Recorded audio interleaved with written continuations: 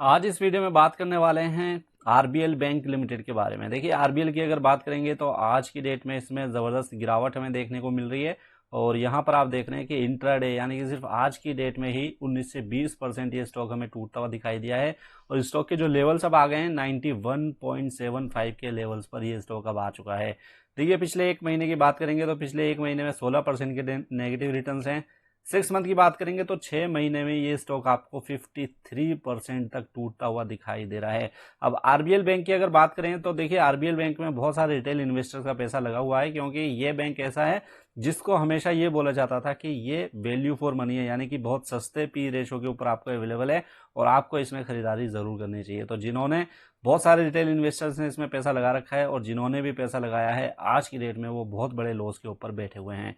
तो आज बात करने वाले हैं आरबीएल बैंक के बारे में कि आज ये जो 18% तक की गिरावट आज की डेट में हमें देखने को मिल रही है, इसके पीछे के बड़े रीजन क्या हैं और फ्यूचर में ये स्टॉक आपको किस तरीके से परफॉर्म कर सकता है।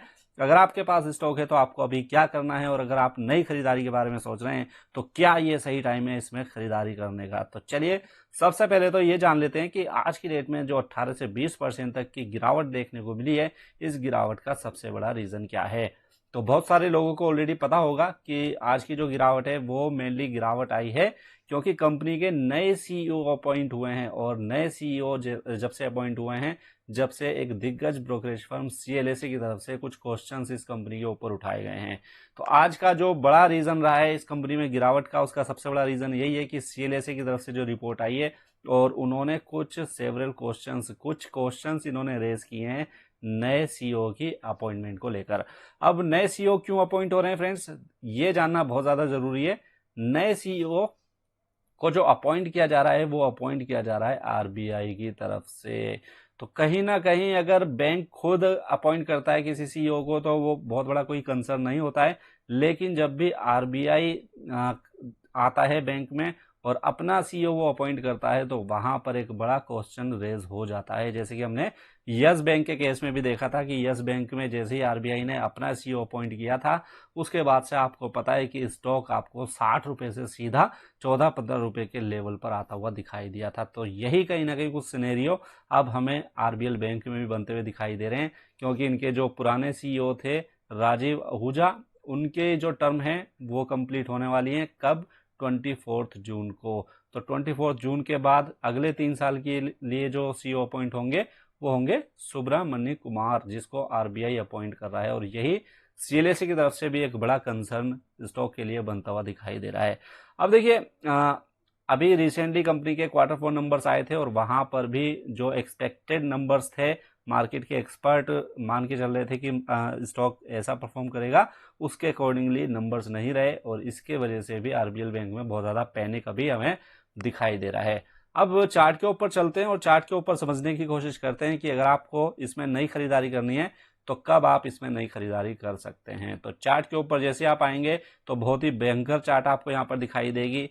और इस चार्ट के ऊपर आपको एक चीज जरूर ध्यान में रखनी होगी कि कंपनी के जो 200 दिन का मूविंग एवरेज है, 200 डेज मूविंग एवरेज है, वो है 149 का, 149 का 200 डेज का मूविंग एवरेज है। और अगर हम बात करें 50 डेज मूविंग एवरेज, वो है 117 रुपए का। और अगर बात करेंगे 21 डेज मूविंग एवरेज की तो वो है 110 रुपए के। तो 110, 149 और 117, ये 3 इंपॉर्टेंट मूविंग एवरेज हैं। इन तीनों से ही अब स्टॉक हमें नीचे जाता हुआ दिखाई दे रहा है और इन तीनों ही मूविंग एवरेज के नीचे अब हमें इसकी क्लोजिंग आती हुई दिखाई दे रही है। अब ये देखिए, आज की ये जो गिरावट है और स्टॉक आपको 92 के लेवल्स पर आता हुआ दिखाई दे रहा है। ये एक बहुत बड़ा कंसर्न इसलिए भी बन रहा है क्योंकि जब कोरोना के चलते मार्केट में गिरावट हुई थी उस टाइम पर भी स्टॉक 100 रुपए के आसपास पहुंचा था, 100 रुपए के लेवल्स को उसने ब्रेक नहीं किया था। लेकिन अभी की जो गिरावट है इसने उन लेवल्स को भी ब्रेक कर दिया है, यानी कि कोरोना 2020 में जो गिरावट हुई थी मार्केट में, उस गिरावट पर जो लेवल्स हमें स्टॉक में देखने को मिले थे उससे नीचे के लेवल्स अब हमें यहाँ पर ये जो न्यूज आई है इसके चलते आते हुए दिखाई दे रहे हैं। तो अगर आप इसमें नई खरीदारी के बारे में सोच रहे हैं तो आपको यही सजेस्ट किया जाएगा कि नई खरीदारी अभी की डेट में इसमें नहीं बनती है, आपको थोड़ा सा वेट इसमें जरूर करना चाहिए। और जब तक ये 3 इंपॉर्टेंट मूविंग एवरेज को ब्रेक करके ऊपर की ओर क्लोजिंग नहीं देगा, जब तक आप इसमें दूरी बनाकर चल सकते हैं। देखिए, 200 डेज का जो मूविंग एवरेज है वो तो काफी ऊपर है 149 का, तो आपको एटलीस्ट 50 डेज मूविंग एवरेज का वेट करना चाहिए, जो कि बनता है 117 का 50 डेज मूवी एवरेज बनता है। इन प्राइस को आप वॉच आउट कीजिए और इसके बाद ही आप कोई डिसीजन इसमें खरीदारी का लीजिएगा।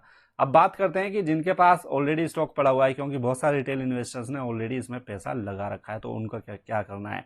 तो देखिए, ये जो आज चार्ट फॉर्म हुई है ये क्लियरली एक बहुत बड़ा नेगेटिव साइन है और ये हमें बता रही है कि आने वाले दिनों में भी इसमें बड़ी गिरावट हमें देखने को मिल सकती है।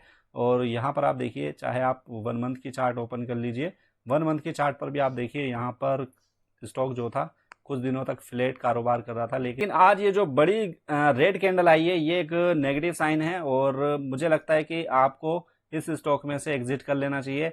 अगर आने वाले दिनों में कुछ इसमें तेजी बनती हुई दिखाई देती है और आपके लॉस थोड़े बहुत कम होते हैं तो तेजी में इसमें एग्जिट करने की आप कोशिश करें और दोबारा से एंट्री जब ही लें जब स्टॉक में कुछ हमें स्ट्रेंथ आती हुई दिखाई दे। तो उम्मीद करता हूं आपको ये वीडियो अच्छी लगी होगी और आप देख रहे हैं मार्केट पांडा। इस चैनल को सब्सक्राइब जरूर कीजिए अगर आप ऐसे ही इन्फॉर्मेशन डेली बेसिस के ऊपर चाहते हैं। तो चलिए मिलते हैं अगली वीडियो में नए अपडेट के साथ, जब तक के लिए गुड बाय।